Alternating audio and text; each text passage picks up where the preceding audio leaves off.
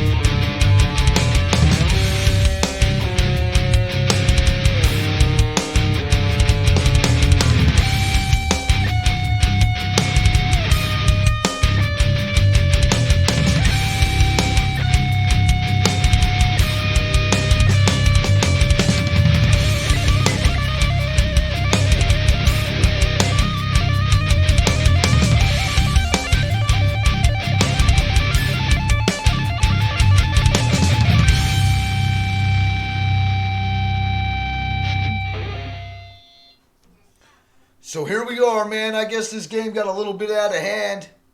I mean, I thought we was actually going to win this game. I thought it was going to be closer than this. What you think? We had good momentum going in. I mean, there was one player that definitely shifted the momentum, and this is the end results. Yeah, so we lost 42-24.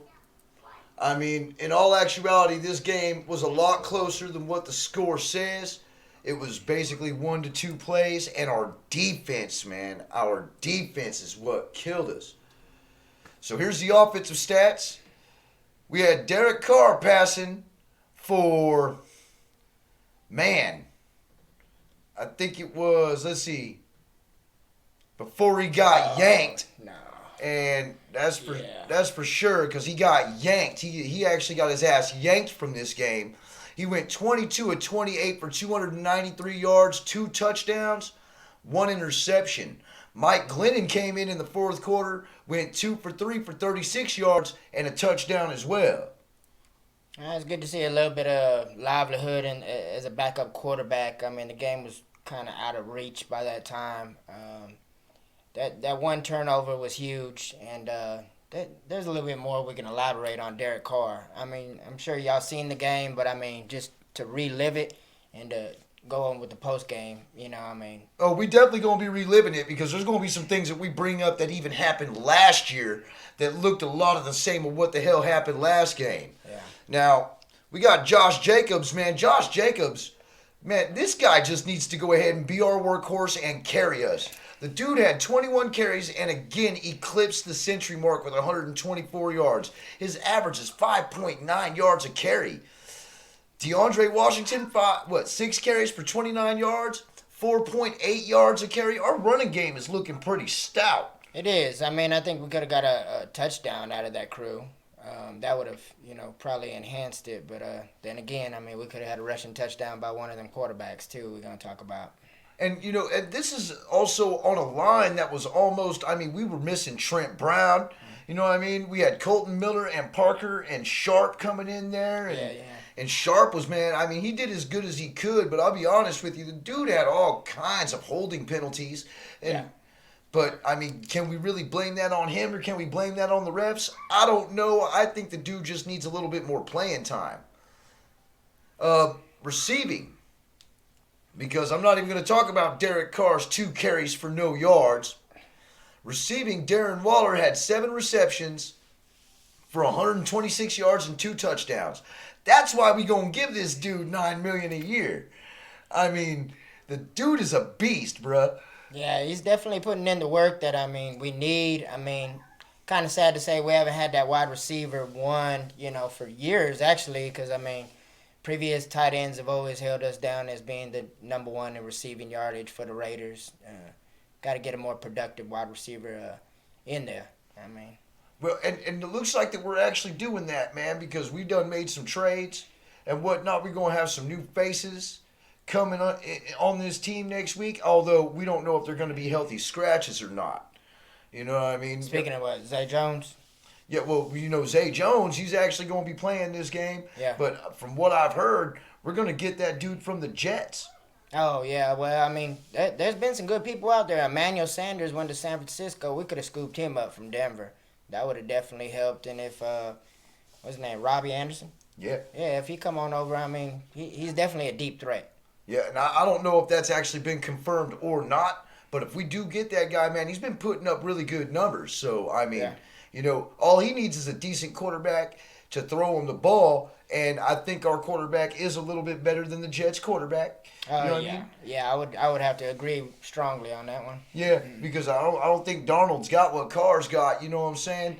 But we actually used Keelan Doss this game, man. Keelan Doss had 3 receptions for 54 yards. Yeah, I'm cool with that. On 5 targets. Marcel Aitman, 1 for 36. Trevor Davis, 2 for 26. He didn't drop a pass this game. He was only targeted twice. We need to actually get that dude the ball more, man. Yeah, they can get creative on the offensive coordinating side. I mean, if the dude want to run and he runs very fast, I mean, get him the ball. Absolutely, bro. And I mean, to be honest with you, I just think we need to get rid of Greg Olsen and our whole offensive scheme gets a whole lot better. But y'all already know how I feel about Greg Olsen. I've been calling for that dude to get jettisoned off the team for 2 years now. Foster Moreau had 2 receptions for 26 yards and also had one of the touchdowns that he caught. That I believe that was that from Glennon? That was in the beginning. That was the first score that we got. So then we got Derek Carrier, 2 for 22. Hunter Renfrow actually jumped in on the action, 2 for 14. DeAndre Washington, 1 for 12. Josh Jacobs had 3 for 10. So it looks like we actually trying to throw Jacobs the ball now too. Yeah. They are screen passes. They aren't Texas routes. You know what I'm saying? If we were running Texas routes, I think he'd be a whole lot better off. Maybe get some more yards. And then we got Jalen Richard, 1 for 5. And then, the big glaring issues right here when it comes to defense. Darryl Worley had 7 tackles, no sacks, 1 tackle for loss. Tahir Whitehead, 5 tackles, 3 assists. Jonathan Hankins had 4 tackles. Eric Harris had 3 tackles. Carl Joseph had 3 tackles. Nicholas Morrow had 3 tackles with 4 assists. Garyon Conley, 3 tackles, 3 assists. Justin Phillips, 2 tackles, 2 assists. There's one big glaring thing in here, man. I don't see a single damn sack. Didn't see a single sack in here so far, bro. I mean, granted, we played against Aaron Rodgers and the refs and the rest of the Green Bay Packers. I mean, but Rodgers just does things that a lot of quarterbacks can't do, which is escape and evade and complete passes. Yeah, especially since he wasn't hurt. And then he was sitting there making his wide receiver core look like they was one of the best wide receiver cores in the league. Yeah, Green Bay definitely doggone put a stamp on the NFC as being one of the top teams over there. I mean. So, I mean, yeah, we might have lost, but, I mean, the only teams that we have really lost to have been basically playoff contenders and playoff guys from last year. So when it really comes down to it, our secondary is hurting, man. Our secondary is hurting. And we'll go ahead and hop over here to defense to where you guys can really take a look at it. But our secondary is really killing us. We can't seem to stop any decent quarterback from airing the ball out on us. Which, I don't get it, bro. I don't get it. We've dumped so much money into this secondary. With LaMarcus Joyner. Garyon Conley getting that contract that he got, on his rookie contract. I mean, we were expecting these guys to actually do something for us. We ain't getting nothing. Yeah, production is definitely low in the secondary. I mean, the amount of pressure we're putting on quarterbacks is low. It's my son, Jordan, y'all. It was his birthday last time we did a podcast, so he's a little bit older. Yeah. Getting ready for football, That's what's up, buddy. But I mean, for real, man, our drives, they went down the field and they scored. They was up on us. I mean, the first the first 3 drives, when it came down to, they had the first 2, and then we had one, we all scored. I mean, like, we were trying to keep up. I believe it was 7-3. Oh, wait a minute. No, I was looking at the wrong thing. We fumbled on our first drive.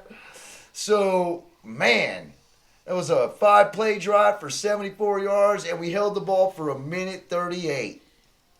That was the second quarter.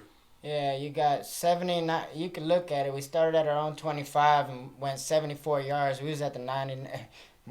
We covered 99 yards, and that's when Derek Carr tried to do that little trick.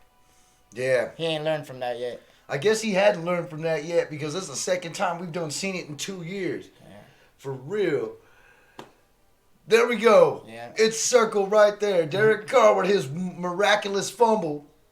Now, I've always been a backer of Derek Carr, but man, what I don't get, bro, is how do you keep making the same mistake expecting a different result?